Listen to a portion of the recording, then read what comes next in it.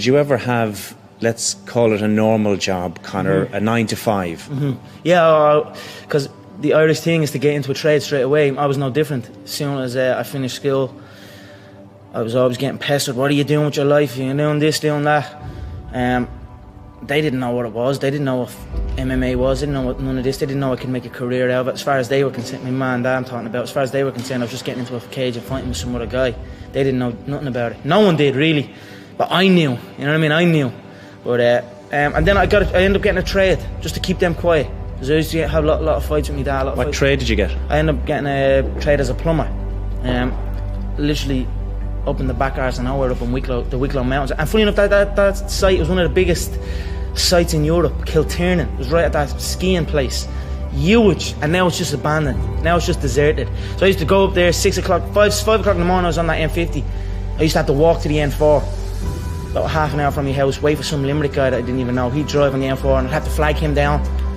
Nightmare, yeah. 2 hours down on the M50, 2 hours back. Literally 14-hour days, and I was the first year, so I had to go and do everything. I had to go to the shop. I had to go and get this and get that. So I always had trouble with that, and I was like, this isn't for me. This is not for me. How long did you last? I lasted 18 months doing it. But it was tough, you know what I mean? It wasn't a life for me, you know what I mean? And then John said, because I was training with John as well at the time, and then John got in touch and says, I have a show, I'm running a show, I'd like to fight on it. And then that was it. I just packed it in, didn't show up. My dad used to come in and punch the head out of me and like try and drag me out of bed, and I just wouldn't go, you know what I mean? I had an uproar for a good few years with him over, but and that was it. I just packed it in, quit, and then focused on training. And I knew what was going to happen. I knew I was going to get here. They didn't. There was a lot of stressful years, you know what I mean? A lot of tough times, but I proved them wrong. I proved myself right. Weren't you working in the plumbing business? I was working in the plumbing business at the time, yeah, but I'm trying to think. It would have been around that time that John. See, I'd left the plumbing business. I left the plumbing business. How bad was that? The plumbing? Yeah. Horrendous. Were you actually in the trenches? I mean, it was an industrial. Ooh. So it'd be like building this. It'd be like the plumbing that would be needed in a place like this. 6 o'clock in the morning, and the motorway. And I used to have to walk for about an hour to get to the motorway, and then I'd stand on the edge of the motorway and wait for a bloke to drive by. So he'd give me a lift, and then the motorway was like getting renovation at the time, so it'd take me 2.5 hours to get to the place. It was out in the country. Then I'd be there for 10 hours walking, and I was a first year, so I was the worst of the worst, you know what I mean? It was only beginning. Then 2 hours to get back in the traffic again. It was just a horrible, horrible time, and I was like, you know what? I don't want to do this, and then I just left, and then I just stopped going, didn't get out of bed. Then my dad would come in and try and bait me out of bed, and we'd have fights, and literally for a good while I never spoke. I didn't really speak to my dad. We just kind of stayed away from each other. Anytime I come across my dad, anytime we did speak was to fight. You lived in his house? Yeah, I was only 18, 17, 18. But you didn't talk to him? Isn't that kind of awkward? Yeah, well, not like it wasn't whatever, you know. You didn't have just a deep relationship? No, but since this has happened, right. Since the dream has happened, since the vision that I had has come true, and like he went through a tough time as well because he got testicular cancer. Oh. So he got sick and all over it. And in my head I was thinking maybe I done that because he's worried about me and doesn't know what I'm going to do, and all these fights that we're having all the time, and like I'm talking full on fights. You come in and punch it. We're going at it. Yeah, we're going at it. You're punching back? So yeah, we're going at it, yeah. Wow. What did your mom say about that? She was so protective of you. Yeah, I mean, well, I don't know. It was just she just stayed out, you know. But since, why did it get to that point to where he was that mad? Because I was doing absolutely nothing. I was out getting into trouble. Yeah, it basically felt like I was doing fuck all. I was a waster. You know, I was a waster. Got that called that a lot. You know what I mean? But now, like, and then when I start getting that focus and realize, no, I'm gonna make this happen. And then now that has happened, I'm making it happen. I have a great relationship with my dad. Like, we talk all the time, and I even see energy in him, and I see energy in my mind. Like, it's depressing times for a lot of people around. There's a lot of bad stuff going on in the country. A lot of people are struggling. Everybody's struggling.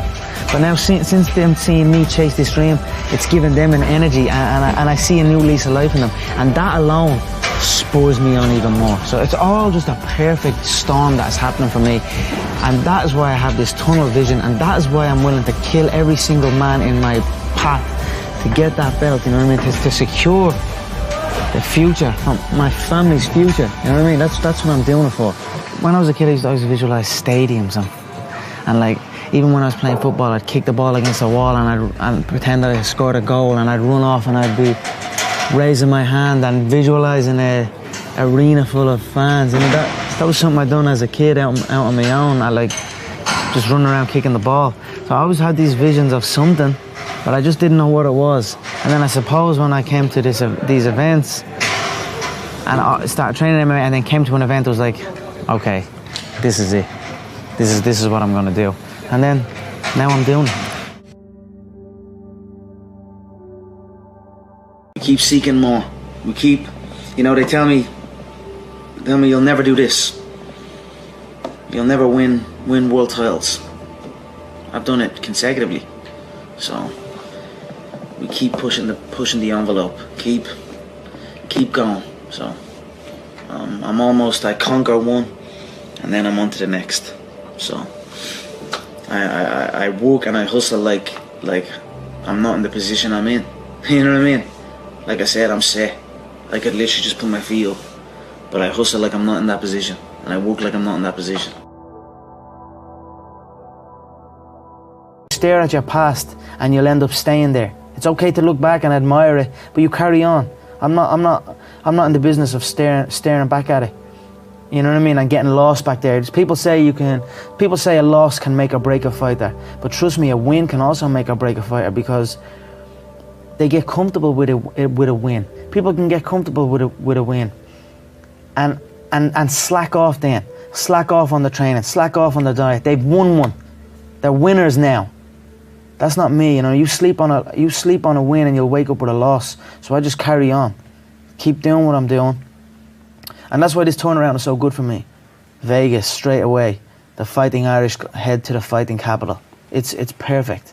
Continue on this path, the freight train straight to the top. And thanks a million. Y'all come back now. Cheers.